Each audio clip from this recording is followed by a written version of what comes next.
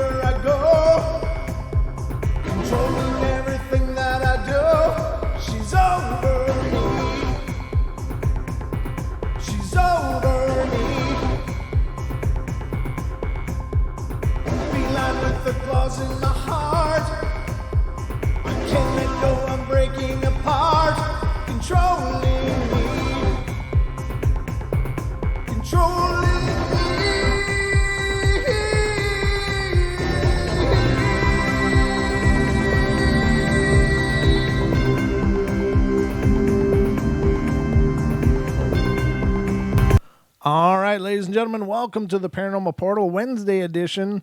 This is our 2 hours of absolute fun and mayhem that you've come to know and love and expect from us every time.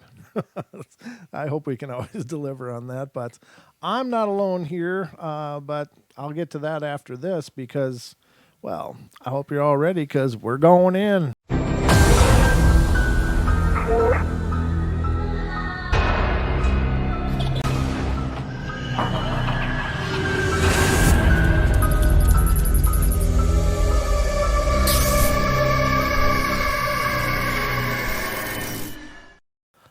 All right, I think we got everything all leveled off and ready to go. I hope we do because this is our first time back together. And by us, I mean myself and my good friend and co-host, Mr. Don Longbeard. Welcome to the show. Hello, sir. Nice to have you back. That's awesome. Missed you. Gosh, driving this thing, it's like driving a big old, semi. It's like, well, I should have had MCAT on. He could have drove the sucker. Yeah. That's awesome. My moon died already. It did? Yeah. I think it did on Friday, too. Oh, did you light it up? Yeah, of course. Oh, okay. Yeah. I didn't know. lit up both nights. I tried to get every good thing I could going in the portal. You did fine. Oh, you did good. Thank you. And thanks for doing that while I was gone. Of course, I've thanked you a few times, but yes, you have. You can never receive enough praise. Oh, thank you. And shout out to Paisley too. Yes, of course. Thank you, Paisley, for making both shows incredibly memorable. they were good, and you guys really had great talks. It's always hard to do a show, and Paisley, this as well. Sometimes everything goes the way you want it to, but when it doesn't, it just doesn't. It just really doesn't, and it really, especially when it's live, it's not like you can just go, well, let's just delete that and start over. When it's live, you can't do that. You just got to roll with it. Yeah, it's like you get no second chances. That's a nice turd in the bowl. Well, that happened. Yeah, exactly. You just got to deal with it. Hello, Suzanne. Good to see you. Suzanne Lucero O'Brien. Is it Lucero? I like saying that. Lucero O'Brien. That's a pretty cool name. And even if it's wrong now, he said it 10 times.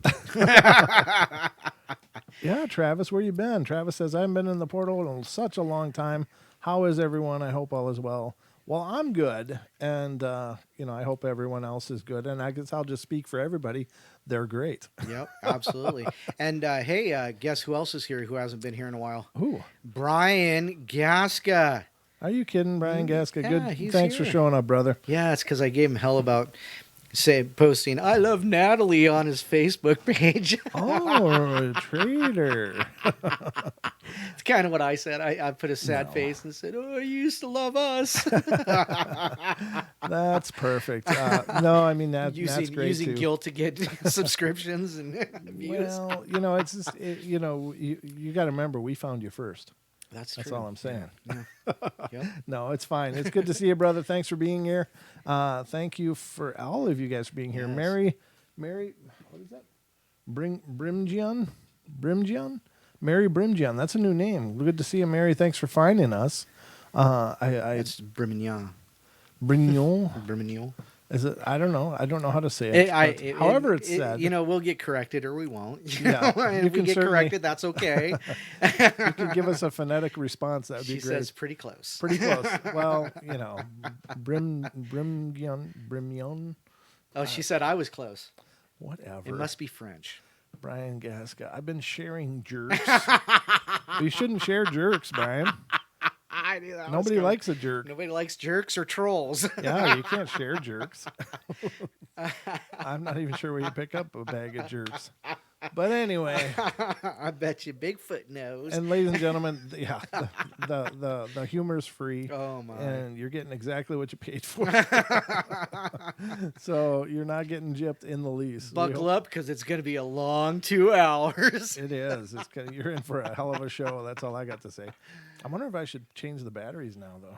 Change the batteries in the And the moon. I don't even know if I have any in here. I was just about to say wait till break, but then I remembered It's Wednesday, Don. there are no breaks We never get a break here on unless the we portal. have an emergency potty to do. Yeah, well, that's been known to happen. It depends on how fast I'm drinking and what. I'm gonna have a drink now, though. But how you been, Don? Good. Good, yeah, good. Had fun kidnapping the SS Portal. Yeah. That was kind of fun. Yeah, it's weird, and It is weird, when yeah. it goes.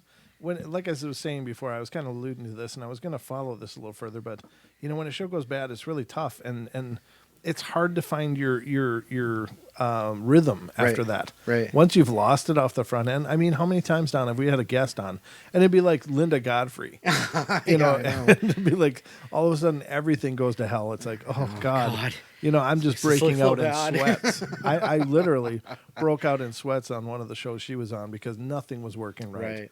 And it didn't matter what the hell I did. It was just bound and determined to be that way. So Pam's to do dupe.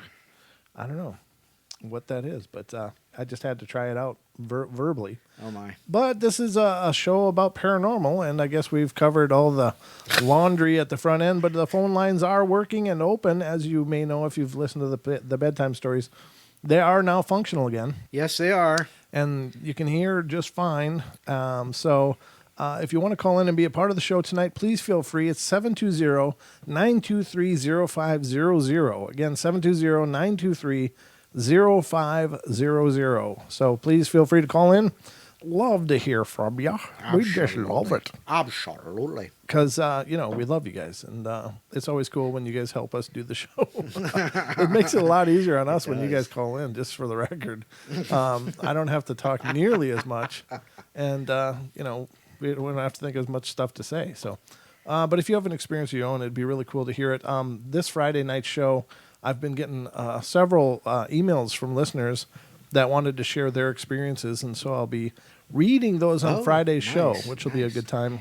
OCG sent me some stuff too, and I really wasn't able to get to it. I do apologize, OCG. So let me. Well, I mean, we'll get to that later. But I feel bad. I just wanted to mention that I did receive it. I'm not ignoring it. I just wasn't. I wasn't prepared. When the phones didn't work and when everything didn't work, it kind of throws you off. So, but who's here so far, Don? You know what? We've got a few people here, and kind of like see here. So our participants tonight in YouTube, Bigfoot Michigan Rob, Mr. Brian Gaska, Mr. Duke Sullivan. We've got Bum Fluff Paranormal. Hey, Bumflip. That's a new name, too. New name. Good to see you. Thanks for coming in, Chris, checking it out. Yeah, definitely.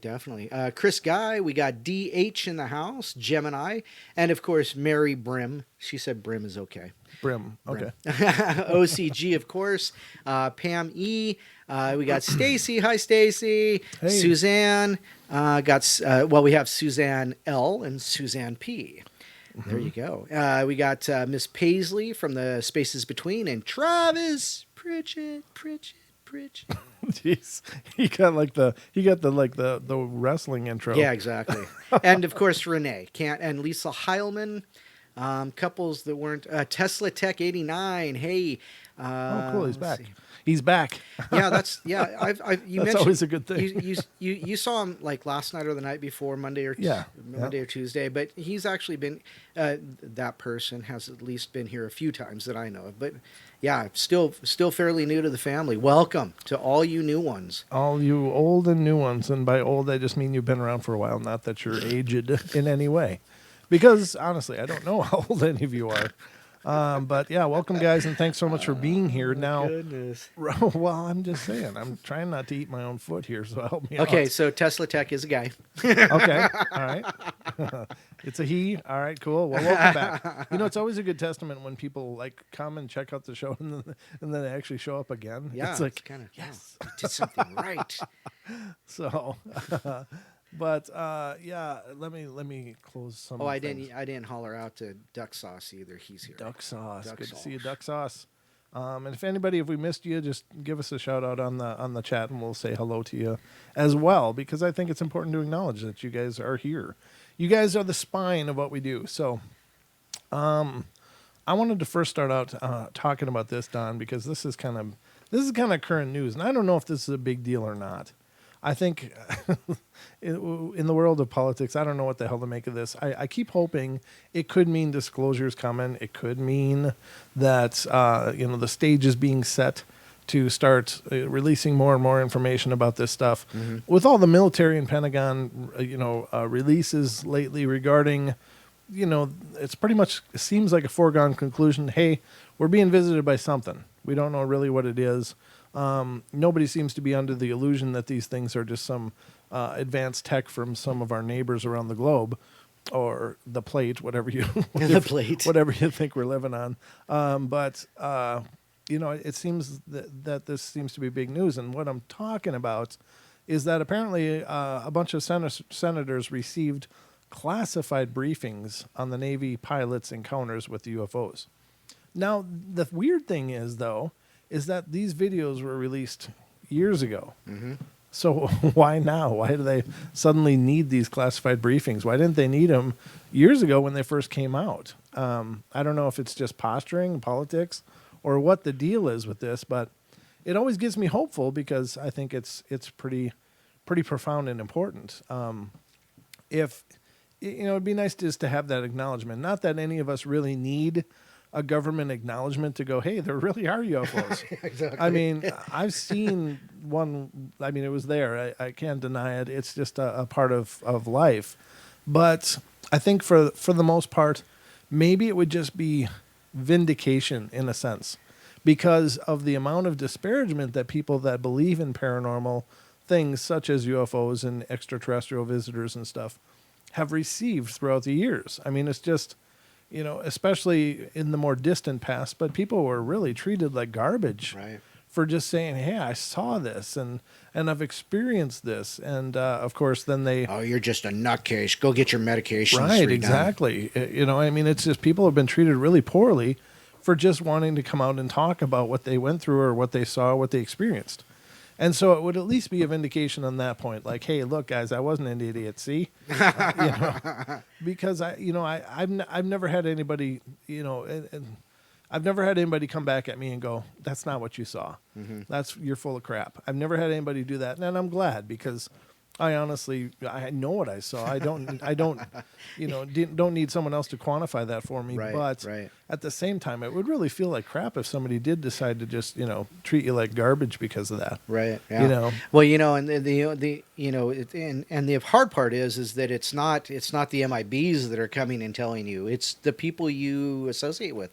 It's the people around you. Right. I occasionally feel like someday I'm going to bump into somebody at a store or something, and they're going to look at me and go, "Hey, you're that guy on that YouTube channel. You're an idiot." I'm like, what do you do? Smile and wave. I think you just throw a left and then give him a quick right. And then a swift kick to the tenders.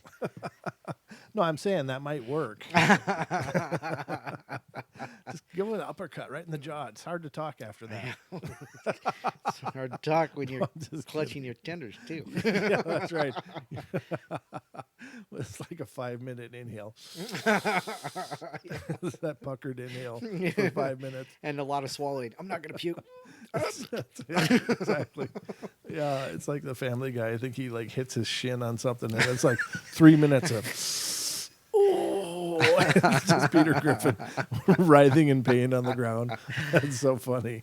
I love that show. But I just think it's really cool that there seems to be some traction forming behind this. I was just having a dialogue with somebody via email, and the person was like, I've experienced a lot, but anytime I start to go into real detail about it, it's like, when I've talked to other hosts and stuff, they always kind of push back on it. And he said it's like, like almost the actions of a gatekeeper. And I said, well, think of it this way. When you appear on a show, whether it's the Paranormal Portal, whether it's any other show, you are introducing an idea to a bunch of people that have usually open minds. Right. But I said, you don't try to introduce calculus to second graders. Right. Because they just aren't going to grasp it yet. And I said, everybody's at their own place on their journey, of understanding and discovery and curiosity. And I said, and most people aren't ready for that really deep, real heavy stuff yet. It's hard for most people to grasp the idea that there can be ghosts. Right.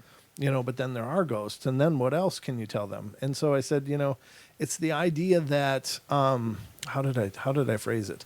I was like, think of it this way. I'm trying to remember the example that I gave. Oh, it was from the disclosure hearings. I said, that in 2013 the disclosure hearings were happening, and I said, and basically it was Dr. Greer brought together a bunch of witnesses to give testimony in front of all of these senators and people, talking about what they had seen and what they experienced. And I said, and it was going great.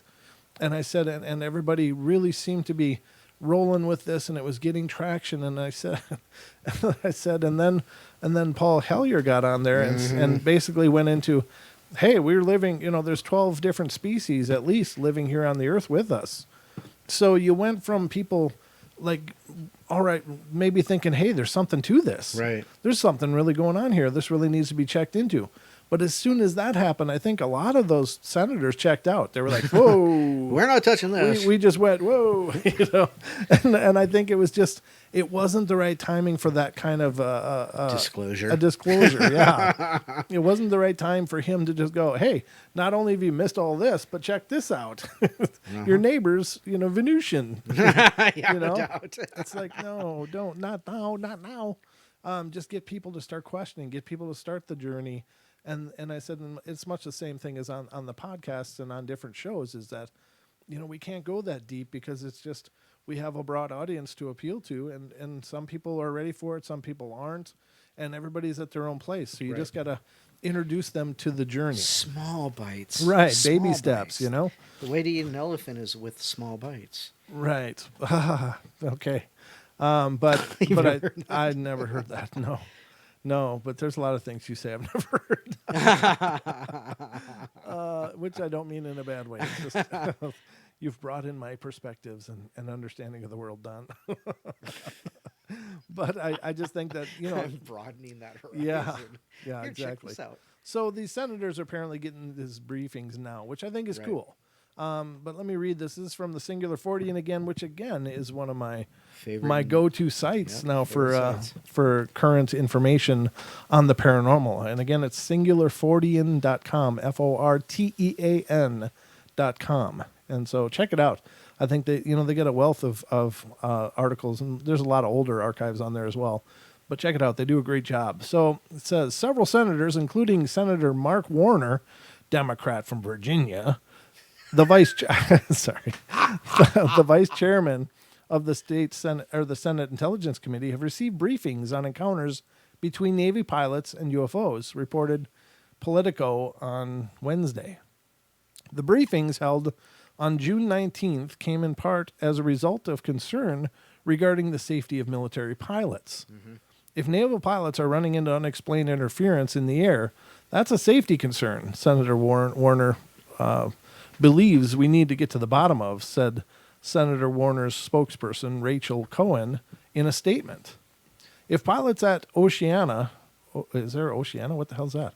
Or elsewhere, I guess that means out in the ocean, or elsewhere, are reporting flight hazards that interfere with training or put them at risk, then there's my Coca-Cola coming back. Then Senator Warner wants answers. It doesn't matter if it's a weather balloons or little green men or something else entirely. We can't risk our pilots to put their lives at risk unnecessarily, she added in a later statement to CNN. This senatorial interest came in the wake of June 15th interview with ABC News, in which President Trump told George Stephanopoulos that he does not particularly believe that the Navy pilots are seeing UFOs. During the interview, Stephanopoulos asked President Trump if he'd been briefed of the recent reports released by the Navy pilots who say they have seen UFOs while serving in the military. He says, "I have," the president responded. "I think it's probably, I want them to think whatever they think. They do say, I mean, I've seen and I've read and I've heard, and I did have one very brief meeting on it, but people are saying they're seeing UFOs. Do I believe in it? Not particularly." When asked if he'd know whether or not there was evidence of extraterrestrials, President Trump responded, "I think our great pilots would know. Some of them seeing things that are a little bit different than in the past," he continued. "So we're going to see, but we'll watch it and you'll be the first to know." So, I don't know. I guess President Trump isn't really a big believer in that, and that's cool. I mean, that's fine. A lot of people aren't, even in the face of this. Now, what I find most peculiar is that they're having these briefings as a safety concern. It's like, well, what are you going to do? I mean, are you going to have traffic cops up there to pull over UFOs and, Space Force. move over? Pull is that over. Space Force? Yeah. They're going to be writing tickets to graze up there. I don't know. What are you going to do? I mean, if it is a UFO, if it is truly, and I believe it probably is, these guys are always up in the air. They're seeing all kinds of stuff. It's always up in the air. And they are trained observers. These are people that have to be able to identify whatever's in the air with them. Right. They need to know, oh, that's a good guy plane. No, that's not a good guy plane. Or that's a UFO. Then I guess they would probably have proper judgment to be able to determine that. We're sending them up there in $20 million aircraft or more. And if they can't tell a duck from a flying saucer or a weather balloon, they probably need to go back to simulators. Right. So I think they probably know what they're seeing, but I don't know why are they posturing these hearings as a safety concern. Mm-hmm, mm-hmm. It's like, okay, so maybe they're getting flybys by UFOs, but what are you going to do about it? Yeah. What can we do about it? Right, exactly. It's like, okay, great. Yeah, you talk about Space Force and you talk about, but are you going to come clean with us? Right. So we actually do know that we're safe here by your benevolent hands. Right. Yeah. Yeah, well, exactly. And the other part is like, okay, so say we do determine they are definitely a risk. What does that mean? No matter what kind of weaponry we have, if these beings are thousands, hundreds, or millions of years advanced of us, whatever we have is going to be like lobbing Kleenex at them. Yeah, exactly. Really. Spit wads. Yeah. Take that. There's a Q-tip. It's a heat-seeking spit wad. Yeah. I mean, it's not like we can suddenly legislate a solution to extraterrestrial visits. So I don't know. That's a weird narrative to have it under, but at least they're having the discussion. I don't know. It sounds like political posturing for the most part. They just want to know what's going on. I don't blame them. I want to know what's going on. I don't know why I saw what I saw. I don't know what they were up to. But they didn't. They didn't hurt me. They didn't go out of their way to do anything. The hell was that? Is that a car? Or thunder? Oh, it's thunder. We're having a thunderstorm. We're having a all of sudden. thunderstorm. Wow. Very cool. Wow. I love thunderstorm. Somebody says, oh, Stacy did. Sorry. What? Stacy said, interesting fact, today in history, Spaceballs was released. And it reminded her to come watch us. Well, I'm Nobody so glad. gives me the raspberry. Okay. We're at ludicrous speed. A ludicrous speed, yeah. So that's my 2 cents on that. I don't know what these hearings will mean, if they'll mean anything. They're classified, so I don't know Right. what more information they're getting than what they've already released. It would be interesting to know, Right. but I don't think we'll ever know. Well, and if you look at it, from Stephen Hawking's point, that they're malevolent, they're going to come and eat us, and Sure. so I mean, they're one of the greatest minds in history, has said that they're not going to be friendly. So I could see some Trepidation. I could see some safety meetings on that. But what the hell do they know?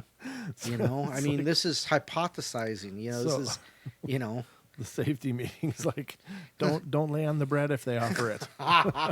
yeah, no doubt. Yeah, no, I don't know. I mean, it's fine. It's cool, but I hope we do move towards more disclosure and more understanding about what Sure. these things Yeah. are. What are they doing here? Yep. What do they want? Is there good guys? Is there bad guys? I don't know.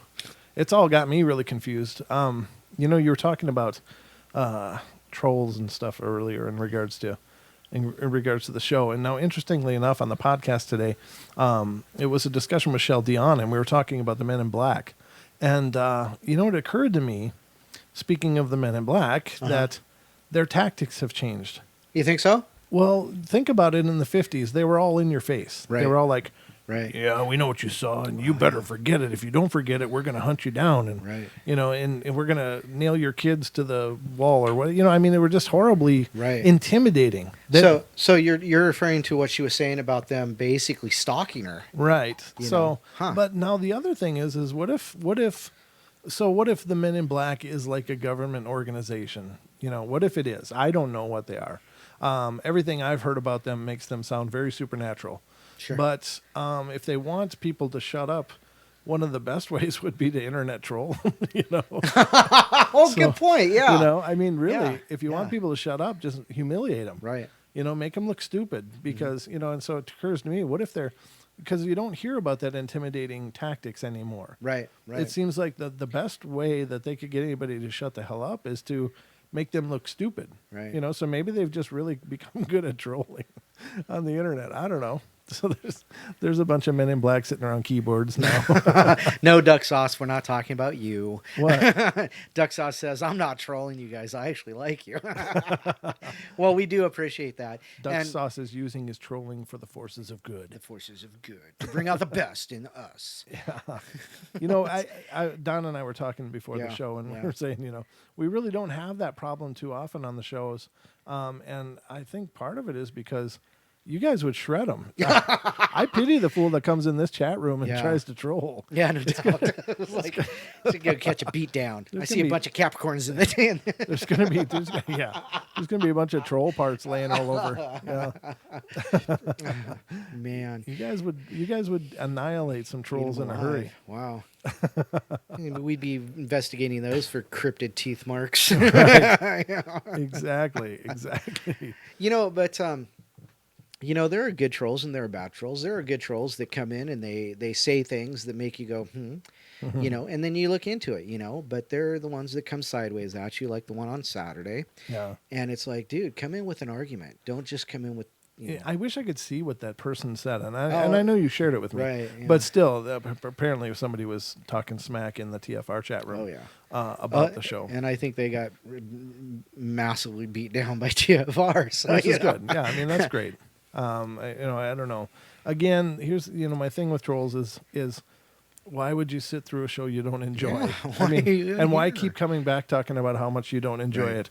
That is literally insanity. I mean, that is literally like Einstein's definition of insanity. Oh, goodness, yes. I don't know what the hell the point is, but anyway, We got a call on the board. We do.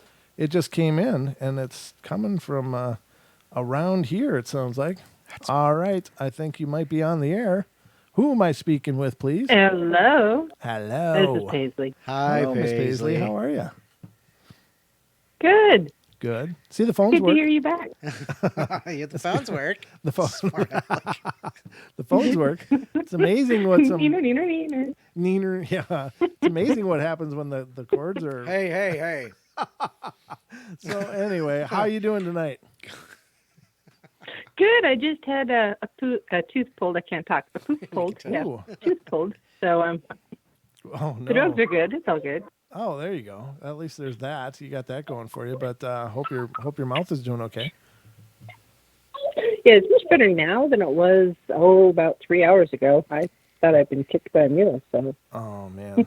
Yeah, I've had a tooth pulled years ago. I had a wisdom tooth that got a cavity in it, and it was like the dentist said, "Oh, you should just get it out. It's just wisdom teeth aren't as strong as other teeth, and we can plug it, but it'll probably just go bad anyway. Let's pull it out." So I was like 25 or 27 years old, somewhere in there, and they yanked it out, and it was pretty much a 0 on the fun meter.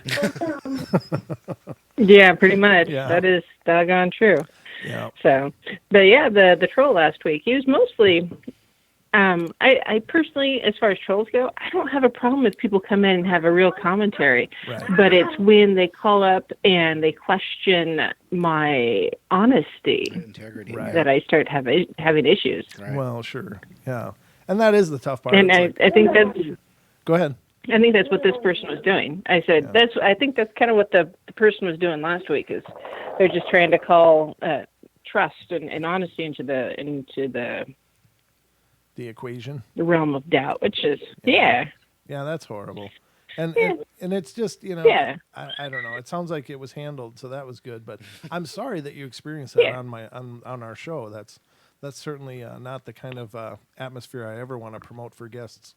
So I do apologize that you went through that. But I've had one, I think, on my show too. So they're out there. Unfortunately, they keep reproducing and they kind of spread by contamination. But they're not so bad if you just ignore them. Yeah. right, go ahead and read it, Don. It's Randall Electric says in the chat. He says, "Just punch him in the crotch chakra." I couldn't say it because it's so funny. That's hilarious. Right. That's right. That's one way to balance the chakras in a hurry. To start at the root chakra and work your way up. Yeah, cut them off at the root. Yeah. Okay. Yeah, and then you work your way That's to the. not necessarily the right way to go. Wow. Oh well. Anyway, no worries. But How's everything else going? Good. so, yeah, everything else is going good. It looks like I may be on later in the evening on Saturdays after you guys, after Natalie, I think. So, Wow. Okay. Cool. Well, So, we'll be. I'll be having 2 shows. Oh, sweet. There'll be double the Yeah. Paisley. Excellent. Yeah, double the Paisley. It'd be like everybody has 3D glasses on and stuff. So, Paisley, wild, all that. Uh-huh. Yeah. Yeah. That was good. That was clever. I'm giving you props. So, Well, and thank you so much for being So, here and helping out during those shows. That was wonderful. yeah, it was fun. It was nice to not have to do it all by myself for a couple nights. Trust me, I know how that Sometimes feels. I gotta tell you, being a solo artist is kind of there's no one else to talk. Right. Yeah. It's a lot different when you can bounce off of somebody. That's for sure. I know. I really appreciate Yeah. when Don's here. It makes my job a hell of a lot easier, and it doesn't feel like I'm talking to myself. I usually feel like I'm just talking to myself, and it's like, oh no, if it wasn't for the phone lines, I'd be all kinds of bummed. So Yeah, no doubt. That's too funny. Yeah, Don does kind of sit quiet and not talk much, but well, no, I take that back. He talks all the time. So yeah, but, he's house trained, so no, it was good. It was fun. he's trained. He's broken. So Basically, it's Don. If you say this, you're going to the corner. Okay. yeah, all you have to do is just hover a finger over the mute button. Let the mutiny begin. Arr, you Yeah, non-lover. the mutiny. Yes, So, indeed. anyways, just figured I'd call, say howdy ho, and hi to everybody. So it was fun, and thank you for the warm welcome, everybody. So, Oh, There very you cool. go. All right, Excellent. thanks for calling in. Good to hear from you. all right, you guys, be good. Yeah, we'll be as whatever. good as we know how. That's a subjective I word. know. There's a whole spectrum attached to that. So, all right, we'll see you later. Okay. All Night, right, night, bye, guys. Paisley. All right, very cool. That was Paisley Wild, ladies and gentlemen, host of The Spaces Between, which is currently on Friday nights, but it might be on more. That's all what I'm it's saying. sounding like. Yeah. That's all I'm saying. It's a mutiny up in here. Oh boy. So we got through that. I thought that article was interesting, and I don't know what to make of it, but at least it's interesting. It's paranormal news, ladies and gentlemen, and that's a big part of these Wednesday shows. What the hell's going on in our world? So, all right, now this one's a new one, but it's not a new idea. Let's see what this one is. So everybody has seen the anomalous things that have come back from the Curiosity rovers and stuff on Mars. Right. Well, and I think this is old though, because I remember seeing this picture like 2 years ago. Do you remember seeing this, Don? No. No? No. Okay, well, I hope that I'm not Mandela in here. I might be Mandela-ing everybody. From where I'm from, this picture is not new. So I might be Mandela-ing, but this is an image I saw 2 years ago. I swear to God, this strange light anomaly on the horizon of the Mars landscape. I don't know. I don't know what to say. So it says, in a recent photograph taken by NASA's Curiosity Mars rover, features a mysterious flash of light that appeared over the ridge of the planet's surface. Now, I swear to God, I'm serious. You guys in the chat room, let me know. It was Keep reading. okay. All right. Keep reading. The image was taken by the probe's right navcam, one of two cameras that act as stereoscopic eyes. The cameras have a 45-degree field of view and capture black and white panoramic 3D imagery on Mars terrain. While this photo was taken, the left navcam had swiveled down on a concurrent image taken by it shows parts of the rover standing over the dusty, rocky ground. Although this image was taken June 16th. Oh, okay. Yeah, June 16th. That was just a few days ago. Just a few days ago. Yeah. NASA has admitted to similar anomalies captured in photographs since Curiosity landed in the Martian surface in 2012. Okay, good. So I'm not losing it here, ladies and gentlemen. You're not. All right, but I swear this is the image I saw before, though. That's the weird part. Those are often explained as lens flare, sunlight reflecting off of rocks, or cosmic rays. That's not a lens flare. No, this isn't, because there's nothing. But it could be something reflecting off of a rock way back here. That's a long way away. It to is, reflect. but if it's an intense light, Not sure enough. I don't know what kind of rocks and stuff they have on Mars, but They maybe have they're aluminum rocks. really reflective. Many conspiracy theories, however, believe that the mysterious lights could represent something else entirely. Anything from current alien activity to evidence of a former civilization. NASA is not particularly concerned by the phenomena. In the thousands of images we've recorded from Curiosity, we see ones with bright spots nearly every week. Curiosity NavCam team leader Justin Mackey said, and these can be caused by cosmic ray hits or sunlight glinting from rock surfaces as the most likely explanations. Whatever it was, it came on and went quickly. Since the images directly before and after show no such anomaly. Despite speculation by both believers and skeptics, the anomaly remains unexplained. Now, there are a lot of images, ladies and gentlemen, and I don't know if they're still out there or not. I'm sure you can find them if you look, but look for anomalous Curiosity pictures off of Mars, because there's even one that appears to show some kind of orb or light anomaly flying over the landscape in front of the rover as it's going. And it's concurrent images, but it literally just kind of like is in different positions throughout a series of pictures.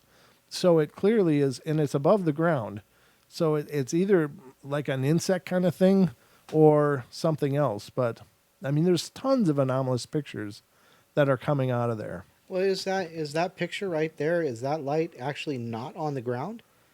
Well, it's either just above the ground there, or it's way, way, way back there. Well, because on the it looks far like mountain. yeah, it looks like so. How could it be a light ray? It said something Cosmic about ray. cosmic light ray. Yeah, well, Doesn't cosmic light ray, yeah. doesn't wouldn't that travel in a straight line? It wouldn't necessarily show right to the camera. So the anomaly can't be just like a light beam that was just one frame, there, gone. That does seem like a stretch, yeah. So, but that I would say, if anything, that would be more of a reflection. But what else reflects on Mars? Yeah, I don't know. I mean, is there any crystalline rocks out there that might reflect? Could it be a structure like a window or something way back in the distance? I don't know. Could it be some kind of craft above the ground? I don't know. Very curious though. Bum. Thank you. Oh, I'm here all night. Oh, jeez. Wow. I had to get the camera back to do that. That cracks me up. Sorry. Dexos says, or it could be Greenland. Well, actually, wouldn't that be, Australia? Australia is really not there. You know that, right? It's a conspiracy theory. Yeah, can you believe there's theories about stuff like that even? It's like, it doesn't matter what you believe. Somebody's wasn't going on the Perry Reese map. Yeah, well, obviously that was a complete recording. Well, whatever. If you've ever been out in the ocean, and I mean, like really out in the ocean, you could pass an entire continent and not know it was there. If it wasn't in your field of view, you'd think it was just all blank ocean. Everything should be in your field of view, though. Yeah, of course. And I'm not. If you believe in the flat Earth stuff, good for you. I really don't care either way. Really. Whether the Earth is a globe, a donut, a plate, a flat plane, I don't know, and I honestly don't care. And that's not me just disregarding it completely. There's complete apathy there. Right. It's like it doesn't change. Just don't care. It just doesn't change anything about the circumstances of my life. And, what I'm focused on, whether the Earth, whatever shape it is, okay, great. I still got a bunch of bills and a bunch of problems. I got to wake up breathing in the morning. You know how that goes. I still got the same crap to worry about, whatever shape it is. So, people are really exerting so much energy into being right about this, and I don't think it matters. Well, and that goes along with anything that we talk about, because we talk about Bigfoot, we talk about UFOs, and Sure. If we're right, we're right. If we're wrong, we're wrong. If you're right, you're right. You may be wrong, probably, but anyhow, that's beside the point. But I mean, anything. I mean, it doesn't matter what it is. Anything can be argued about. There's the people that believe, Bigfoot is interdimensional. There are people that believe that, aliens are not actually aliens. They're from inner Earth. Right. So it is whatever. Yeah, exactly. I don't know. Hey, Jess, good to see you. I see that. All right. Brown dwarf. Aussie Tiger Rockstar fam says, Don, if Australia doesn't exist, where the bloody hell am I living? Well, I don't know. I mean, I personally, I love you guys. Turns out you're in Iowa. You're in Iowa. That's why there's a caucus there. First caucus. That's right. No, we've got Ken that listens. I think Matthew Learned is from Australia. Mm-hmm. Obviously, Aussie Tiger. We've got lots of proof that it's there. Yeah. If and they've called in. Yep. Quicko's from Australia, I believe too. Quicko. Mm-hmm. Okay, cool. Quicko Reed, yeah, excellent. He called in and told the story about his daughter. Right. Yeah. Yep. Very cool. Yeah, we got a lot of Aussie. We got a lot of Oz being represented up in here. And by the way, people from Oz, spread the word about my podcast, will you? We need some more listeners down there. Right. We're kind of weak on the whole international thing. I don't know what's going on there. The U.S. is very well represented. Canada is showing up. California is very well represented. Yeah, California. Can you believe it, ladies and gentlemen? Californians love the portal. And that means I love you Californians. It's true. I like Californians. I don't necessarily understand a lot of the politics going on, but I don't understand politics anyway, so it's wherever it is, I don't really understand. But I think, yeah, California does rock. You're right. Yep. Orange County girl. You are right. And it rocks because you're there. I'm just saying. Maybe that's why. That's why, yeah. It's got to be. It could The be. land of weirdos, of course. We're This is my people. Yeah. My people. we're all weirdos, but we're all got that symbiotic weirdness going on that just plays well off of each other. That's how we roll here in the portal. Now this is interesting. What the hell is this?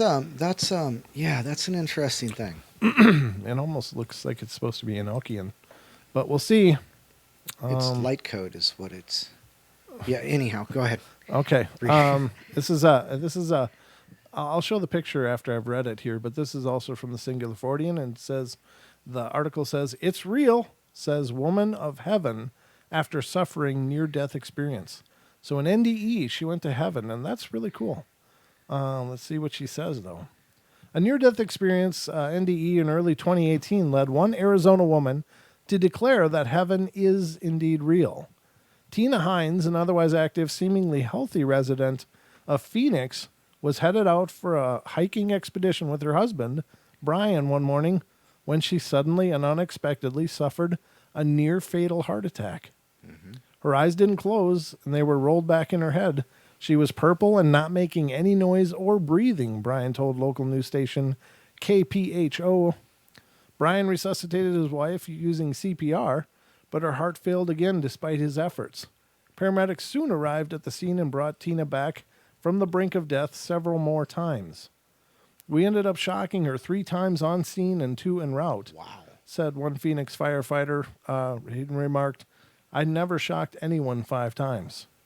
It was during this ordeal that Tina said she saw heaven.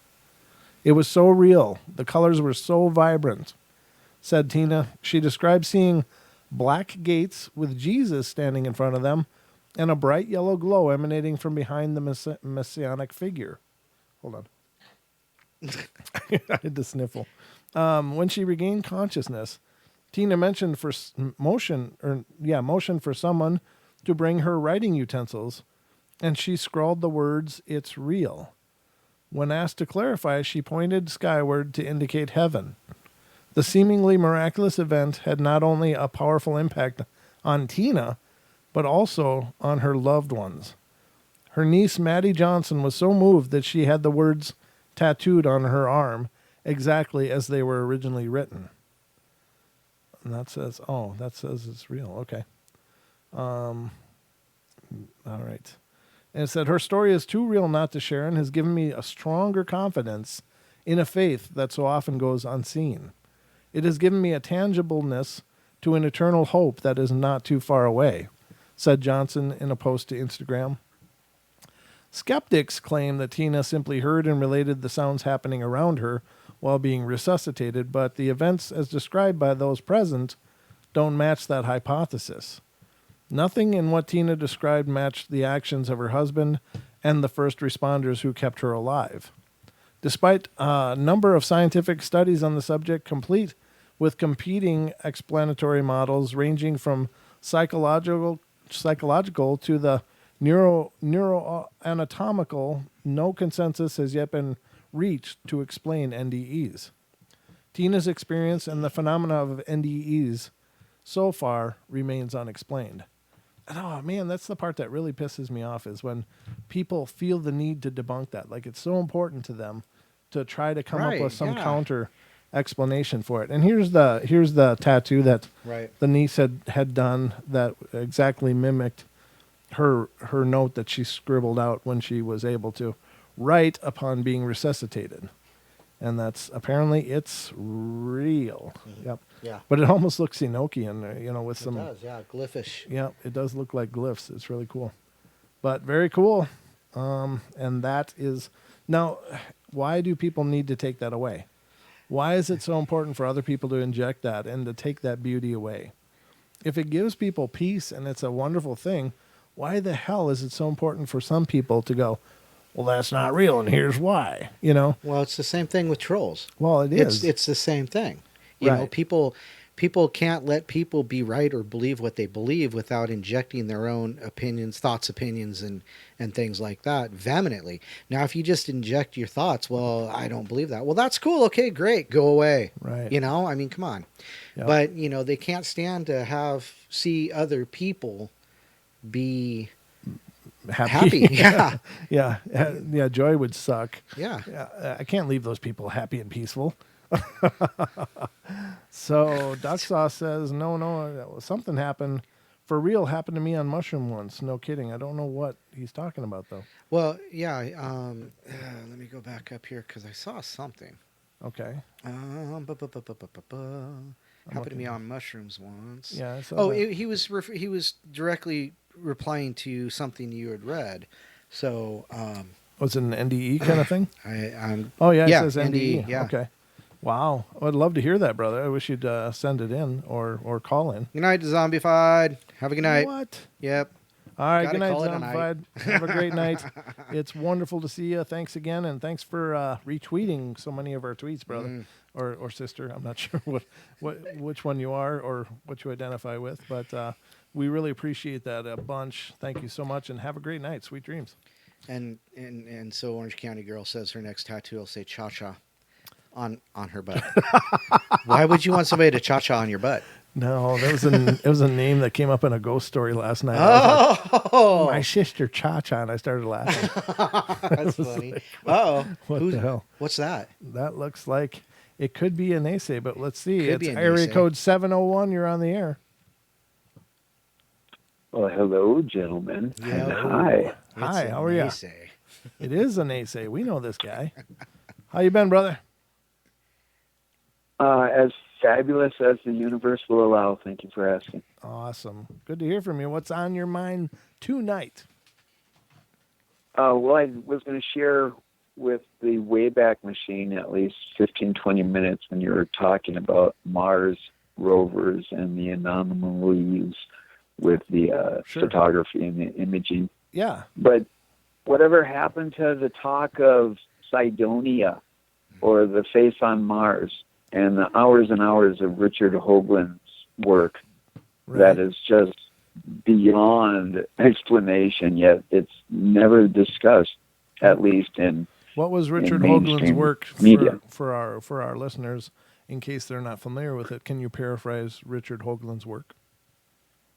Richard Hoagland, a guy who worked with NASA, and yes, I agree, they don't tell us all the truth, but he came across a bunch of images that showed a face on Mars, and to the west of the face, a whole complex they call the Cydonia complex, and then to the east of the face, there's this huge, they believe cannot be man-made or it's not natural. It's artificially created. It wasn't naturally like a natural anomaly. But yeah, which is rarely talked about, and it's sad because if you look into that history, and then if you go deeper in the whole UFO world with the Nazis trying to get to Mars because they thought with the Thule or the Thule Society or the Golden Dawn Society that the Aryan race came from Mars when the way back in history when the planet blew up and created the asteroid belt. Okay, gotcha. So, but yeah, these little anomalies comparatively to the greater stories of things that just have been covered up and barely brushed upon today would really open people's minds. Right. Now, I know there was a lot of controversy around that face on Mars. The initial pictures looked really impressive. It really looked like a lot of detail. And then a while later, they released, quote unquote, better quality images that didn't resemble a face at all. And a lot of people are saying that's a cover-up, that it was just photoshopped and doctored until it didn't look like anything other than a natural formation.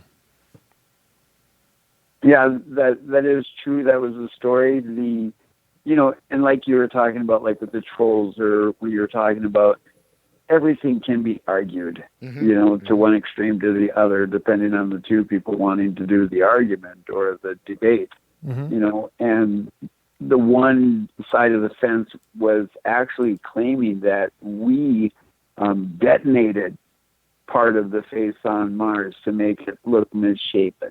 Oh, okay. And there's even like demolition experts that have like looked at the latest imaging, and if I believe from memory, it was like the bottom left facing the face, the bottom left corner of it was all distorted, like half of the face was. And the demolition experts were explaining how this looks more like craters of explosives. Oh, I'm going to do a quick search here to see if I can get some images of this face to show the listeners. Yeah, it really does. That lower left side of the face does look blown out. Let's put it over here, and I'll get it up here. And ladies and gentlemen, I encourage you all to use Ecosia search engine instead of Google. I've moved over completely to Ecosia. I have no vested interest in it other than I don't like what's going on in a lot of things politically and thought control and all that stuff. And Ecosia apparently plants trees with their proceeds. So I figure I'm doing two great things. All right, so let me pull this up, and I think this is this one, Don. Look at that, the face on Mars. It's a smiley face. Somebody put together a smiley face. Awesome, but no, you're right. The initial images, of course, were really pretty impressive, looking like a face. It looks like some kind of monolith of sorts or sculpture, and then when you look at these newer ones, it does. It looks like something was blown up here on the side. Yeah. There's a big pock mark out of it now, and it's on the dark side, so it's hard to know whether that was there before or not. Oh, here's a good one. This one shows the entire area. The Cydonia images? Yeah, it's Pyramid City. It's face on Mars, Pyramid City. Right. Yeah. So I've heard the word Cydonia before, but I never understood what that meant. But I think I do now. Here's another more updated version that looks really washed out. It really does. I don't know but even on this, I guess those edges look kind of odd, but maybe that isn't just Photoshop, but it almost looks like a smudge on Photoshop, I'm not a Photoshop expert by any means, but yeah, this doesn't even have the same shadowing on this newest image that I can see.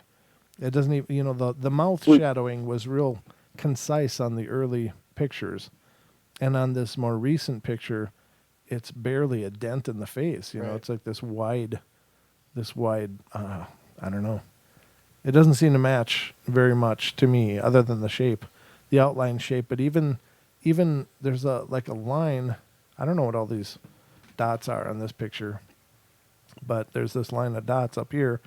I guess that must be this. I think that's just the difference in the two time frames that it was filmed. About once or pictured once back in the 80s, and then now on newer equipment. Right. I think that's just what it is. And this is, I think, an artist rendition. It's really ironic if you look from my memory of these older images that I recall in all of my documentaries, and then talking to people that are searching them now. Mm-hmm. It seems like they were more clear and more definition back then when it was all on VHS tape, right, compared to all of this pixelated stuff. Right. And the one thing that I've found through my research of the truth is whoever has the best pixelation program wins is the successor. Yeah. Because they can fake anything once you get that, that computer that can go quantify it to such a small particulate, and then you doctor it, and then you can't tell some of these images if they're real or not. Now there's one here that's showing it really beat to hell. Yeah. It doesn't look like anything other than like a raised. It's solar wind damage. I don't know what kind of wind it would take to do that kind of damage, but that's a hell of a wind. Yeah, I mean, it's like there's this whole gradation, Right. but this one looks like it really was destroyed. Honest to God, it does. It's just almost rubble compared to the earlier pictures where it's more smoothed out. And these could be, 3D renders. I don't know that any of them are actual photographs except for these really old ones. Maybe all these other ones are just, somebody imagining what it would look like in higher resolution. I don't know. But I think these first ones, of course, are, because they do show a crater on the lower right of the face. It does look like a ring in the ground, like a crater. But then if you go, I'm going to try to explain this to you as best as I can, but it's like pieces of the face were just knocked down or knocked out. Right. In this more high quality image. Kind of like the Sphinx with the nose removed. Yeah, it looks like they shot at it. But like all of it instead of just the Right. nose. It's Yeah. all over, yeah. Yeah, it just really looks like it's been beat to hell. So, I don't know. And I don't pretend to know a lot about this anyway. But I think there's some formations that just seem like they have a purpose to them. And this face seems like one of them. Like somebody wanted people to look down and see a face. It doesn't look like it's just an accident. Right. But then again, I don't know, psychologically, do we have a predisposition to find patterns and things? Yeah, I guess we're supposed to. So I don't know what to make of these. What do you make of it, Nase?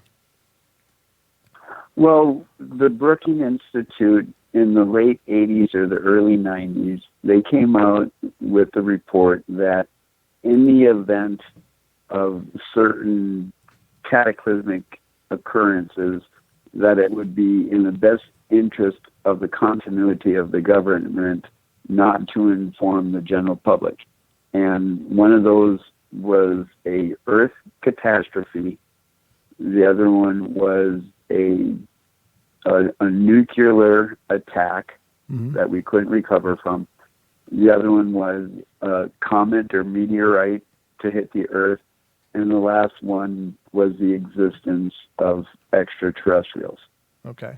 And unfortunately, they're in that ideology that we as a group of entities are not brilliant enough to keep our collective poop in our pants upon learning such a thing, which is a valid point considering the de-evolution that we are going through. But who knows?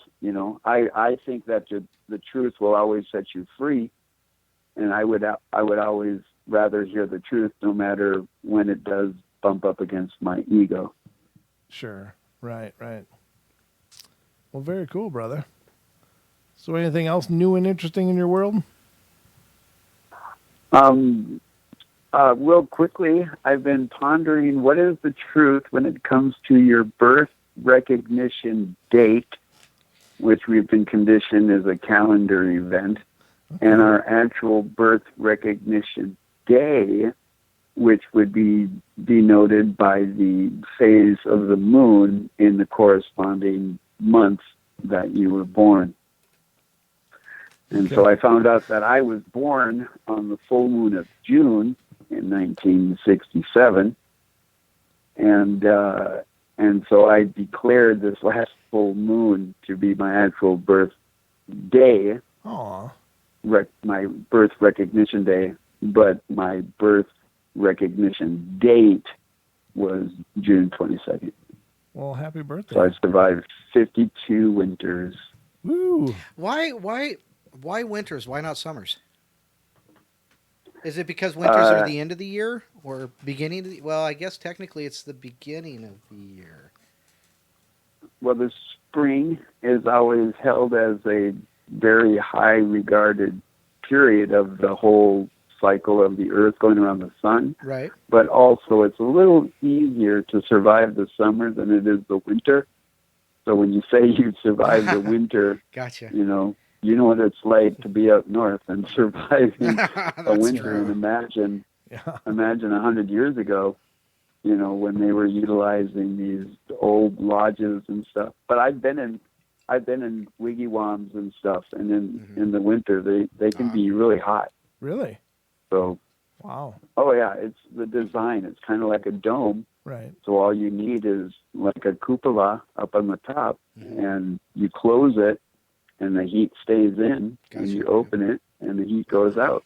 So it's a really proficient dwelling. Plus, you get into the whole longhouses of the Anishinaabe people, and some of them were like 120 yards long, and they would house up to 300-400 people in them. Wow, I didn't know they were that big. So people actually lived communally then. They didn't have their own space so much. Oh, absolutely. Absolutely. And that whole misnomer that we were just, like billiard balls just bouncing all around and nomadic, that was totally blown out of proportion, because we would move to different camps during the season, because like you'd move close to the farm when you're farming, and you would move close to the river or the lake when you were fishing or creating your meat for the winter and your gathering points. So, wow. They had different camps. They had like a berry camp, a fishing camp, and like a harvesting camp. Wow. And because of those terms, they're like, they would just go willy-nilly all over the place. Right. But you were really structured. Oh, very cool. Yeah, I think that's a very noble way to live, I think. It's very cool. Always in balance. Yeah, I wouldn't want to go back to bow and arrows, but more so the mentality of how they came about with decisions and the social conscious of, are we doing the right thing? Right. Like paying attention and listening to Paranormal Portal 7 days a week on TFR and YouTube. And hit the like podcast, button. yeah. Podcast. Yes. And podcast, brother. Don't forget that. And the podcast, yes. That's where we do our serious All right, talks. Well, thank you so much for calling It's in, always brother. a pleasure to hear your voice. Yeah, it's a great pleasure to hear from you too, man. And happy birthday. I'm sorry I missed it. I don't know if I sent you a message or not. I don't remember. This last week or so has been a blur, but happy birthday, and thanks for always being a part of the family. Oh, I felt that ethereal tickle from you, my brother. There you go. And Don. Yes, sir. Don, you were wonderful. Oh, well, thank you. Ooh. All right, enough of that. You were wonderful. This is a family show. Come All on. right, hi, Miracles, Toodles. All right, see ya. See you, Naysay. Oh, that's funny. Never a dull moment, ladies and gentlemen, on the portal, but the call-in line is open. If you would like to share something of your very own, we are more than happy to hear from you. 720-923-0500, or look above my head and you'll see a number underneath the words Paranormal Portal. I still have to blow that up sometime. I forgot. Speaking of blowing stuff up, Don, Pennsylvania man builds a bomb to deliver apocalyptic message regarding extraterrestrials. Oh, my. Yes, sirree. Someone went right off the deep end. And, yeah, I don't know. He looks like he's had a little bit of Thorazine. At least by the time they took this picture. Shuffle. Yeah, this is, wow. Okay. Pennsylvania man David R. Oxenrider, 28 years old, is facing charges following a police investigation that found a homemade bomb outside of the Bainey House Hotel in Myerstown. Charges filed against Oxenrider. It's R-E-I-D-E-R, or Reader. Maybe it's Reader, but I just picture a guy riding an ox. So, include manufacturing a weapon of mass destruction, causing or risking a catastrophe, and terroristic threats. Oxenrider claimed that he built the bomb to get the attention of the police in order to warn them of an imminent alien attack, ladies and gentlemen. Imminent. It starts with an I. Imminent. I don't care what it starts with. There's it's eminent. It's gonna happen. There's eminent domain and there's imminent danger. Fine. Gosh. Hotel manager Charles Klein alerted the authorities at approximately 8:54 a.m. on June 23rd, after Oxenrider called Klein to tell him that he'd constructed the explosive device in his apartment. Wow. Klein told Oxenrider to remove the bomb, and Oxenrider complied, placing it outside near a dumpster. He's going to put it outside here. Just blow up Hold a on a dumpster. sec. I'll be right back. Yeah. Just going to throw this away. It's like a used Kleenex or something. Yeah, just throw it away. Police arrived on the scene soon after and took Oxenrider into custody without incident. Regardless, about 30 residents were evacuated from the Baney house during the investigation, and much of downtown Myerstown was inaccessible for upwards of 6 hours. Wow. The bomb built by Oxenrider consisted of 2 metal butane tanks taped together and placed in a green bag. The tanks were wrapped in cloth and filled with metal staples. Oh, horrible. He also placed a hatchet and phone charger inside the bag, possibly along with the staples, to act as shrapnel if the bomb were to explode. According to Oxenrider, he never intended to hurt anybody. Yes, he only filled it with staples and a hatchet and stuff, but yeah, I don't know where they'd get that idea. He never meant to hurt anyone, but rather he constructed the device to get the attention of police. The bomb needed to be manually detonated, he said, although it might explode if left out in the heat. Oh, jeez. Unstable, just like the guy who built it. Yeah, no kidding. And Pennsylvania State Police Hazardous Device and Explosive Section responded to the scene and removed the explosive device, warning that it could have caused serious injuries had it actually detonated. Yeah, that's generally what bombs do, but thank you for the police to tell us. Oxenrider told police after questioning that he had an encounter with extraterrestrials in 2014 who had warned him that if humanity did not start being good people, they would destroy the Earth with a nuclear laser beam. Oh, my. You know, a bomb's bad enough, but you get a nuclear laser beam and it's game over. I don't know. What the hell's a nuclear laser beam?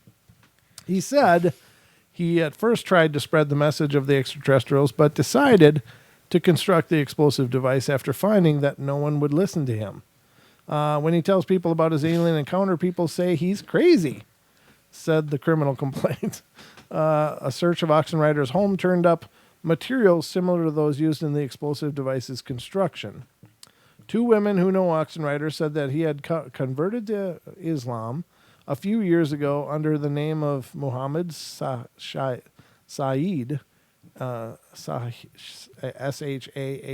whatever that's supposed to sound like, and that he had told them about his plans to make the bomb.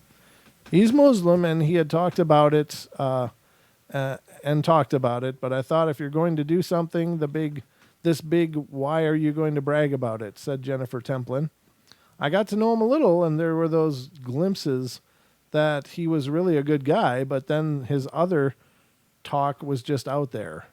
Some of it was hard to listen to, all this talk about bombs, making bombs, and something is going to happen, said Jessica Bankus, Bankus, Bankus. I kind of wish I would have took what he said more seriously. It's really sad, she added. Apocalyptic messages are often reported by those who claim to have had contact with extraterrestrials.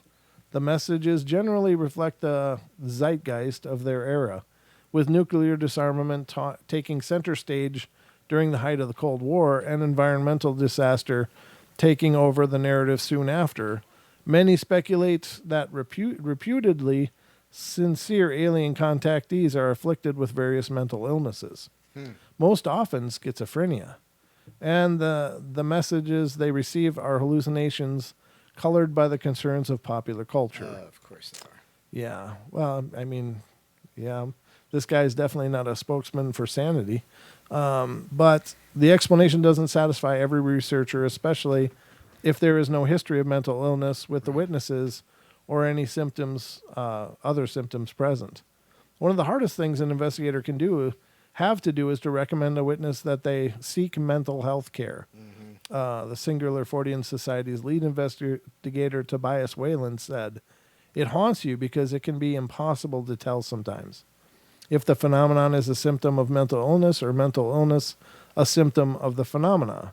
Abduction experiences and most cases of extraterrestrial contact are reported as being very traumatic, the kind of thing that can give someone PTSD. Not only that, but it can feel like you're letting them down, adding yet another societal stigma to someone already stigmatized by their experience. But the thing we have to remember is that a witness might need help even for the trauma of an authentic experience, and while investigators can lend a sympathetic ear, we're often not trained to deal with issues of mental health, he explained. He said, I had to tell witnesses fairly recently that I couldn't continue to help them without the knowledge and authority of a mental health professional, Whalen continued. He claimed to be an abductee who received messages from his alien abductors, but he also seemed scattered and manic. And I was honestly really worried about his mental state, and at that point, whether or not his experience was authentic or was irrelevant. I had told him that I wanted him to see a doctor before we could proceed, and he got upset, and I haven't heard from him since. I hope he gets the help, he added. There's no shame in talking to professionals. Oxenreider's mental health status is currently unknown. Well, I think we can be pretty safe to assume that he's got an issue. He's got a few bolts loose in that mechanical working, and there he is, right there, ladies and gentlemen, the man who was making a bomb to save the world. I don't know. That's the narrative. That's the story. I don't know. He does look like a troubled person. Not that, I think it's the beard that really... No. Whoa. Don't be busting on the beard. I'm just kidding. I'm just kidding. His beard's not nearly as long as yours, Don. It's not as beautiful either. That's true. He needs Mine today smells like vanilla and leather. He needs some grooming tips on the beard here. He's got a lot of wild hairs going on. Wild hairs, apparently. Yeah. He's got a bunch. Maybe he's got a bunch of ingrown too, and that might be the problem.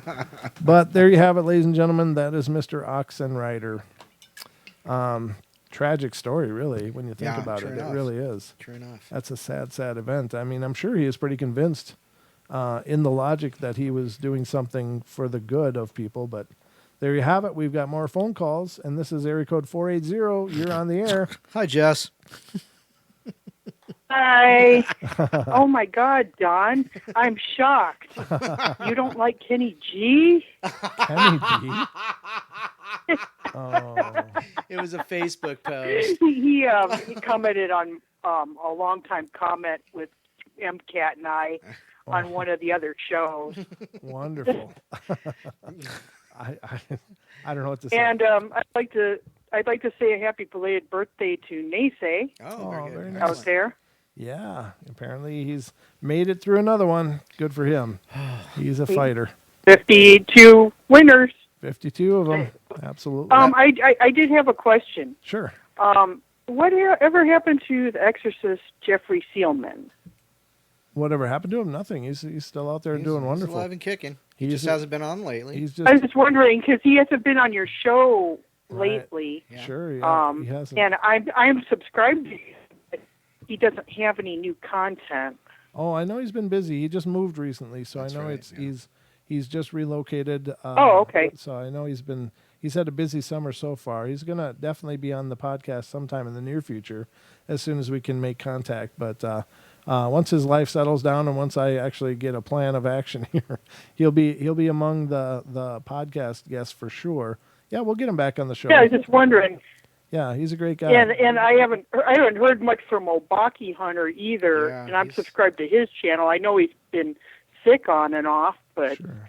I haven't heard anything else from him either. No, I don't know either. I haven't heard a hide nor hair of what's going on with him, and I guess I could reach out at some point, but for me, it's just days turn into weeks, turn into months, and it goes quickly. Yeah, and the next thing I know, it's and it's the days of our lives.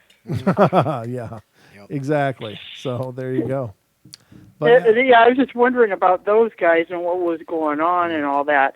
And that on the comment of that one picture of Mars, that looks like a happy face you could put on an IHOP pancake. That one, yeah. You probably could. They might have. Or a Walmart happy face. Oh, well, that's I about didn't the know they only. had Walmart and Mars. That's about the only thing happy at Walmart is their stickers. Well, we do refer to them as Walmartians. So That's you. Yeah. That's so, well, clever. we do. Yeah, that's all we've always called them, Walmartians. So why not have a happy face on there? But that was a funny picture. I got a kick out of That was that. good. And I just want to call it and wait to see the postcard. Okay. Well, we'll get it out to you as soon as we can. You kind of broke up there, so I'm All right. all right, my lady. Good to hear from you, and thanks for calling in and being a part of the family. Can you hear me okay? Now I can. Yeah, a little better. Yep. You really broke up there. What didn't you hear? I heard what something. didn't you hear? I heard something, blah, and then the word postcard, and I was like, oh, we're gonna get that out to you as soon as No, we can. I said I can't wait to see your postcard. I gotcha. Okay. I'll Turn up your hearing aid. Well, no, it's your phone. Connection. It's the What? connection. Oh, Exactly. That's right. So take care, Jess. Good to hear from you. all right. See Talk ya. at you later. Bye, guys. All right, and we got another call, and this one's coming from Barry. area code 807. Yeah, can you hear me? Yeah, a little bit, a little glitchy on the phone, but yeah. Is this Barry? Yeah. Wow. Yeah, How you doing, brother? I'm doing all right. Yeah. How's life in the Great North? Yeah. Not too bad. It's a bit quiet. Oh, that's always good. Excellent. What's on your mind tonight, sir? Wow. I was wondering about the moon. You know, there's an old saying that if you stare at I'm going to start over again. If you stare at the moon at certain times, Yeah. it'll come down and take you at its own. It'll come down and take you? Yeah, as its own. Oh, wow. So is that a warning not to look at the moon? Is that what that means? Yeah, well, some kids were told not to stare at the moon for a long time Oh. at certain times. Right. Yeah, it's like supposedly if you stare at the moon, it makes you loony. Hence the extrapolation of the word loony and lunatic from the word luna. So, Okay. Wow, that's really interesting. So this is something that is taught in your culture? Yeah. Wow, that's intense. I love these old cultures and these old beliefs. I think they're so profound. I know I've shared before that I worked in corrections and I worked for several years in corrections, and I'm here to tell you there really is a correlation between full moons and things going really wrong in a correctional facility. yes. Yeah. Yeah. So there's definitely something to that. Yeah. Oh, about those fishes, those little fish. There's a thing that they can, even though a fish is small, they can grab you underwater. Did you say little fish? Yeah. There's a thing that even though a fish is a little, they'll have enough strength to pull you underwater. Oh, jeez. Oh, you're kind of breaking up again, brother. All right, sorry.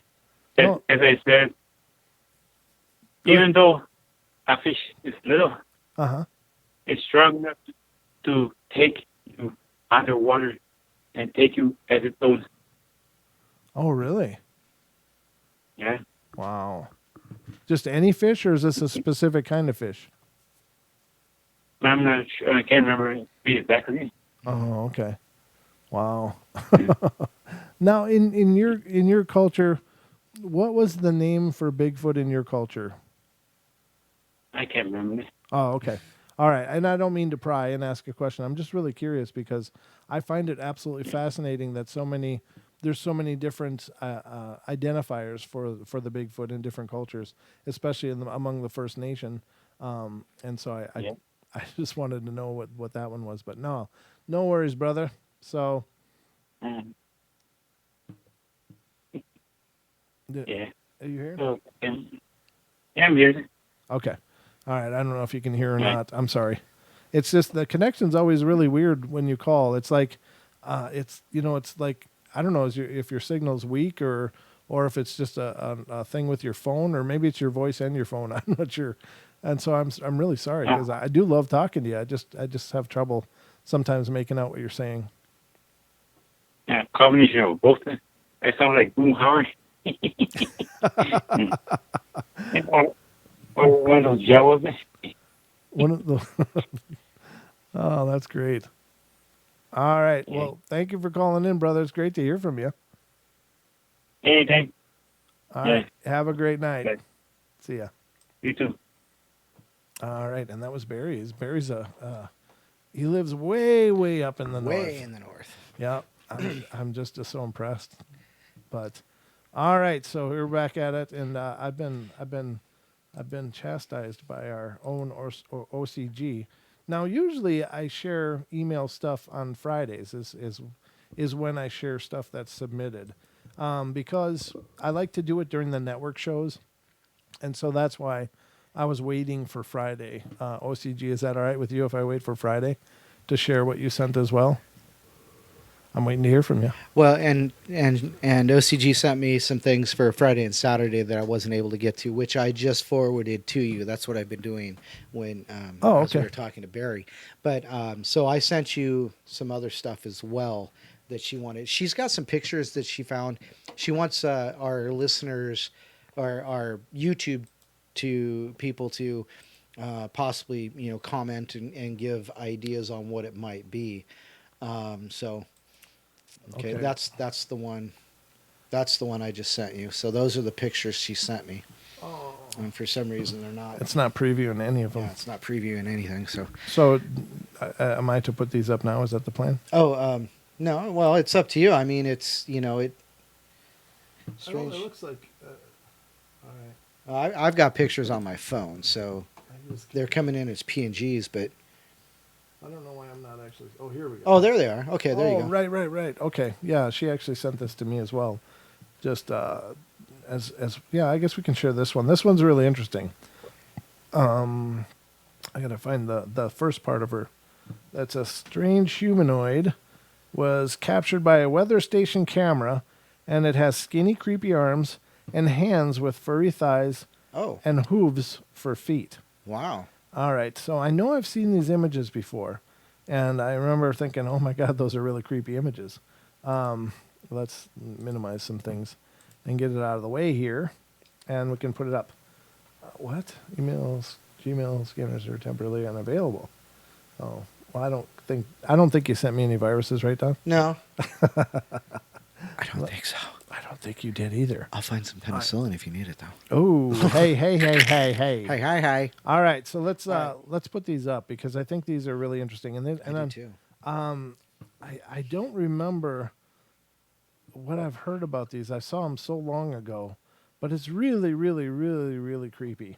I can't speak for the authenticity of them, obviously, but what was just shared is what is been provided as the backstory. Mm-hmm. And it's really creepy. So obviously you see the long-haired figure, and it's obviously female, but it's got obviously really creepy hands. Here it is again. Now, is it holding something, or is that just no? That's just the hand. Yeah, I think that's and a just, shadow. Yeah. It almost kind of comes across as like what I would expect a skinwalker to look like, Or possibly a stick Indian. Right. Although I usually consider them to look more squatchy, but Okay. maybe they don't. I don't know. I'm just, but this is really, really interesting, really creepy. Obviously it's aware of the camera and it's looking at it. Right. I mean, look at the hands. That just doesn't seem like. Yeah, they look like raptor claws at the end. Right. You can see talons. the thumb there. Yeah, exactly. Talons. Yeah. Like a harpy kind of thing, oh, right? there you go. Ooh. But there's no wings. No wings. Yeah. Wow. I mean, what would you do if you saw this in the wood? Oh, look at that. Even as a tail, right? I don't know. But look at the lanky. Yeah. And the hunched over posture. Very, very, very bizarre. I don't know, is that it? I guess that is it. That's the last image. But again, let's go through them again. I don't know what to make of this, ladies and gentlemen. I guess it could very well be authentic. I just don't know. Obviously, the image quality is horrible. I don't think it's meant to be capturing wildlife or anything like that. So it's just more, I guess, like a camera just to capture what the weather looks like. Right. I don't know, but just really, really creepy. The hand just doesn't look like what I would expect a normal hand to look like. Now, again, the camera quality can be a big player in that it's not picking up all the subtle hues and variations. Right. It looks like snow on the ground. It does look like a furry person, though. It's obviously got hair going on all over the legs. A lighter colored, I assume, hair on the upper body and arms and stuff. So it doesn't look like it's cold. But I don't know. Wow. That is so wrong. Yeah, that's creepy. That is so really, really creepy. Very bizarre. And the Jersey Devil. Well, yeah, except that's supposed to look more like a horse. Well, know, it depends like a on winged which, horse. There's a lot of different Yeah. ideas about the Jersey Devil. That is so wild, though. I mean, just look at the posture there. It just looks like it's stalking. Mm-hmm. It's just gonna go, but that's like the end of it. That's it. I don't know, man. I don't know. It looks like a skirt, though, right? Does that not look like it's wearing some kind of skirt? You see that Something, color pattern there is different. Yeah. Like it's, and again, I think of like the skinwalkers. I don't know though. I mean, this could just be the way that the back quarters are looking on this creature. The weremullet. What? Randall. Only our listeners. But it really is bizarre. But it doesn't look like a skirt in any of these other pictures. Right, yeah. So I don't know what's with this last picture. What am I seeing here? Is that just the way the anatomy works on these things? I don't know. You got the junk in the trunk. Baby got back. That's all I'm saying. And a tail. Wow, that is really bizarre. Todd in the chat says it's from a film. What film? And is it a factual film or is it?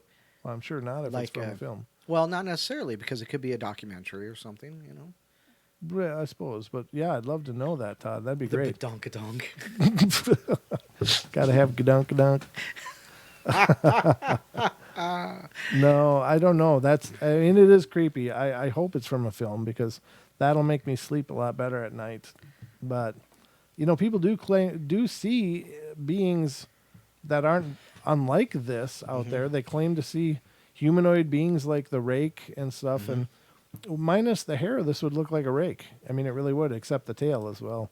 But yeah, I want to know, is this from like Splice or something like that, or one of those? Because I think she had a tail in there too. Now that I think about it, but I didn't know that she had long hair. I thought she was almost bald by this time.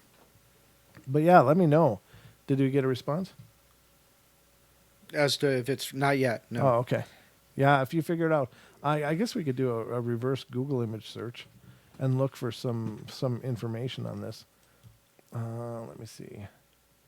Yeah, I think I'll do that. I don't know if I can do it right now. OCG, if that's a dog man, that's a. Yeah, I don't think this is a dog man at all because it really outside. Even the legs are bent the wrong way. Yeah, dog true. men would have the more traditional canine lower legs. Right. This obviously has like primate kind of bends to the legs, not canid bending. If it was a canid, it would be more like this, and then I guess you can't see because I got the cameras on us. But the backward bend that dogs have, and then they're basically their quadriceps are really short and lead to a short bone muscle. Their knee is more up here, and then it bends back because that's like their right. It's down from the hip to the knee. Yeah. Yeah. So this would not be a dog man. Dog man would look different. You would also have some form of hairs and an elongated snout. Oh, I'm sorry. That's what she meant. Apparently, there's another email she sent that she was talking about the Dogman. Oh, okay, gotcha. All right, let me look at another version. But yeah, I really want to know because the only movie I could think that would be like this would be like Splice or one of those that the woman's DNA is based off an alien and a human, and Right, basically that's, the alien takes over. And, Right. The second one had Patrick in it. Species. Oh, Species? Okay, Species. Yeah. So, very interesting. Now, she sent another. Another. There it is. There it is. Yeah. Let's see what this one was again. Oh, wait. I got to open up the original one. Creepy McCreeperton. Oh, okay. Oh, right. There's a lot of pictures here. Right. Now, this is... I did see the video that goes with this, but this is really quite interesting. Let's put this up on the screen. Now, this is apparently an image of a dogman. This would be the elongated snout. The hair or the ears I think are kind of tucked back. This would be one and another over here. Here's an eye on this being. And we'll go through these pictures, but this is apparently obviously off a Moultrie trail cam. I don't know. The date was in 2016, December 12th, 2016. This must have been down south then because there's no snow. I can't remember where it was from. It's taken from 6 feet up. So that camera is 6 feet off the ground. Right. And it's looking right in front of into the camera. Right. Ew. Yeah, here's the From eye. Tennessee. And you can see, I mean, if you look at this, if this is indeed a representation of a dogman, it's not hard to see why they would be so impossible to find as they're hiding in foliage and stuff. Because there is nothing sticking out about this at all. This is literally a ghillie suit with eyes, and even the eyes don't have the pronounced white. Mm-hmm. They have a very subdued sclera or whatever the white part is called. I think it's sclera. But just really, really creepy. Now this is more, more, instead of being at an angle, this is more up and down. Right. Again, the eye, the ear, the other ear over here, a very hunched back. That is really creepy.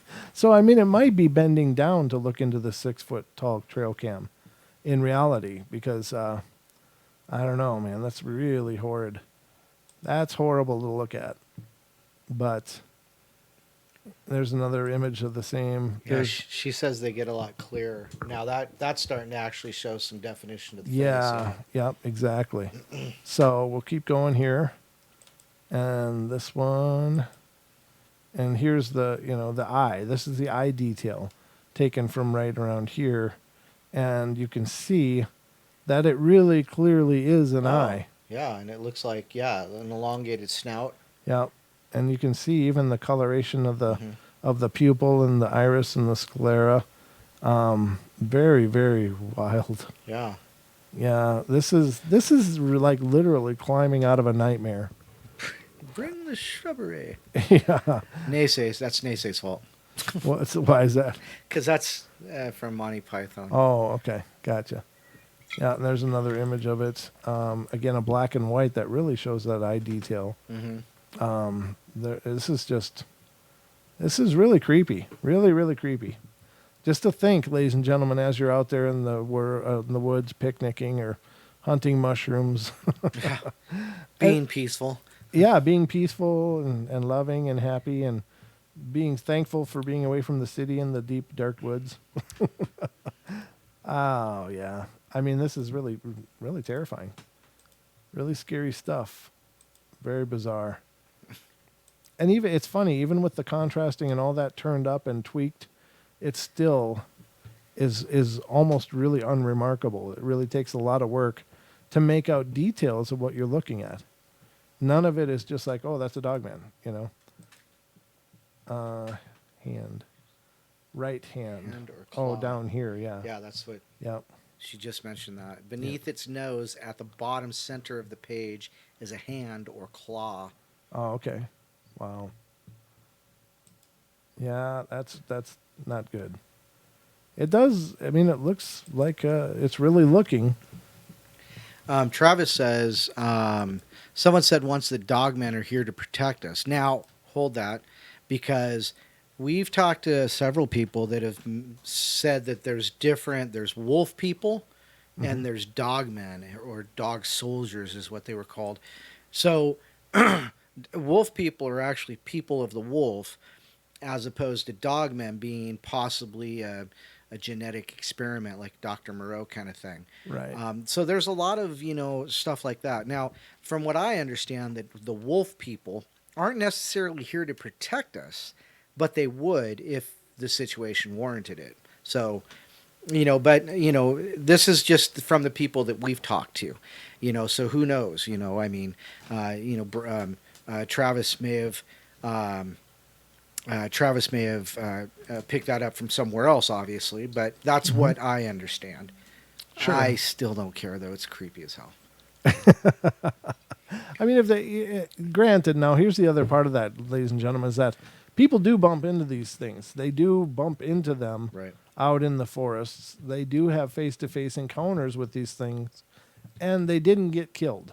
Mm-hmm. So, I mean, that in and of itself is quite an achievement, I think, because obviously they could very easily kill a person without probably any exertion. I mean, it would just be Right. easy.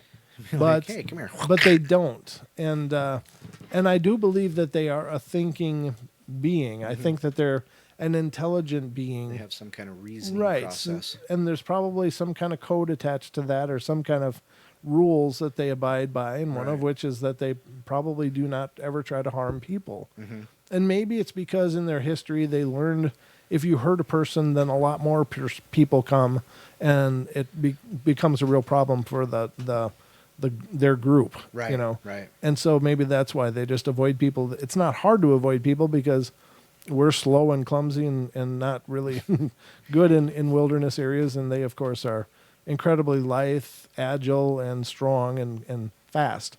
So, but I think the good news is that people do see them and aren't dead. Aren't dead, yeah.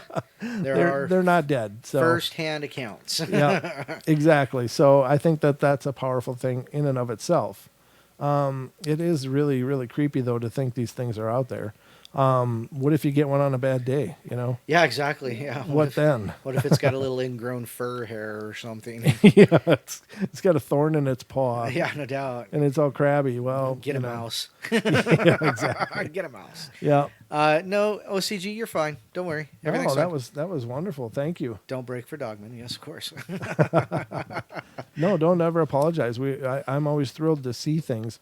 I usually just save things submitted by listeners for the network shows because we, of course, have a much broader reach on those shows because we're also on iHeartRadio, TuneIn, and TalkStream Live. However, if they're visual, it's probably better to go through them on today anyway because otherwise I'd have to try to explain every picture to the listening audience that doesn't have the video. That is true. Yeah, because it's kind of hard to describe to, TFR, well, this is what's going on. Yeah, what I'm looking at, ladies and gentlemen, is this fur pile that appears to have an eye in it. It looks like You can't get that. Yeah, I mean vegetation. the visual of seeing that Exactly. versus trying to explain it is two very different things. So no, I'm actually glad you brought it up now because that wouldn't have translated well to the network show anyway. Now, Don, you had some stuff pulled up that you wanted to go over. She says, okay, thanks, that was awesome. We try our We best are to be awesome and not awful. I've got this interesting thing. Now, it's a couple years old, but I haven't bumped into it before. So let's see here. Proof Bigfoot is real. Proof of Bigfoot is in the bones, Winlock Man says. Is Bigfoot real? Centralia Lower Columbia professor believes he's found proof the beast resides in the Mount St. Helens area. Like, I would be surprised if it didn't. Right. Well, that's where Ape Canyon is, so yeah. Yeah, exactly. Is the mystery of Bigfoot's existence finally solved? One Centralia College instructor said he has discovered scientific evidence that proves the creature's existence. He believes the information will be one of the biggest scientific finds of the century. Michael Townsend, a Winlock resident and teacher in the college's continuing education program, said he was walking through the woods near Ryan Lake in East Lewis County when he came across a stack of bones. The find itself was unusual since predators typically disperse remains rather quickly, he said. Right. Excuse me. You good? I'm going to die here in a second. Well, it's okay. No, it'll be a long time before I can. We live really close to the I just hospital, kick it. so you're Yeah, good. exactly. Yeah, you're like half a I could block. I could throw you out the door and get you to the Yeah, hospital. like Bigfoot in those tree pitching videos, right? Yeah, It's right. like, here, just hold on. Yep. I'll get you there. Typically disperse rather quickly, he said. Upon further inspection, he noticed large human-like teeth imprints in the bones. I got to looking at the bones, and they had been gnawed on by what looked like to me to be giant human teeth. Ooh. After two of his students from Lower Columbia College found two more stacks of bones on the south side of Mount St. Helens, he said it became clear the kill sites were similar in a variety of ways. The bone stacking technique is specific to a humanoid and was cited as human behavior. Again, human-like teeth imprints were notched into the bones. No predator impressions or tool marks were found on the remains, and after consulting with the Department of Fish and Wildlife, Townsend said all natural predators in the area were ruled out. Wow. The two additional sites located by the students shed more light on the creature's responsibility for the activity. A trio found footprints with a length of 16 inches, he claims. Weight and height and proportion calculations paired with the length of the strides and steps conferred that the creature had to be at least 8 foot 8 inches tall. Although the footprint looks human, they were much wider and broader profile and did not have an arch. Interesting. Right, because the mid-tarsal Right. hinge would not provide for an arch. That's right. If you add it all up, you have an 8 foot 8 tall creature that's killing animals in different areas of Mount St. Helens with its bare hands, chewing them up, literally skin and bone and all, and spitting them out between its legs. Wow. The teeth marks in the bone show that Townsend said the impressions of incisors and canines, and but 90% of the teeth were beyond the range of human possibility. As for the mouth size, the bite ratio is calculated at 2.5 times wider than that of a person. That would also be wider than a bear as well. Oh. The bones also show dental signatures and different human chewing strategies from ancient caveman, including bone peeling, he said.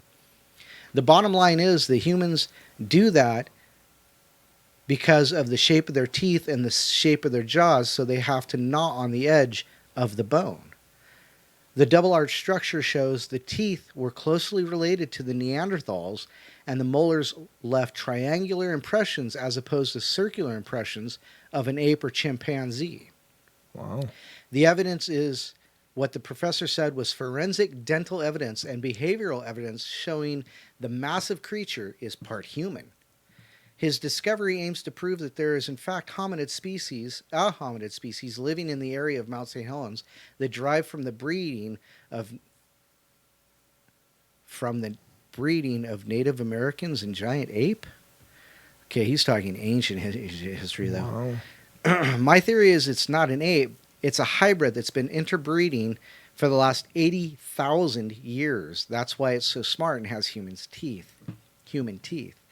Townsend's information will be published in a research paper, blah, blah, blah, blah, blah, based on forensic evidence, the information comparison. The evidence stands on its own. You provide the evidence wrong. The evidence stands on its own. You prove the evidence wrong. We've put thousands of hours in this. We just want to give this to the world and scientific community free of charge to add to the scientific body of knowledge. So, all that aside. So, interesting. So they found stacks of bones. They found footprints. They found gnaw marks that resemble the way a human would chew on a bone. Right. But right now that's still just circumstantial. I mean, it does argue for a large, some kind of... Well, if it doesn't measure up to the dental patterns of any of the known animals in the area, and if it's too big to be people. True enough. And as I said, it's too big to be a bear as well, because they would have a longer bite than they would a wide bite. Oh, sure. That makes sense.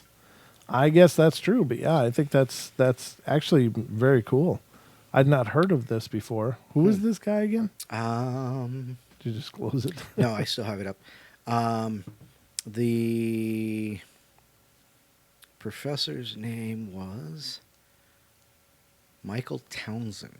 Michael Townsend. Yes. And this article was a couple years old already? It's about 4 years old. I'd be curious to know what happened with them releasing this and what has followed that, because if it's a couple years old...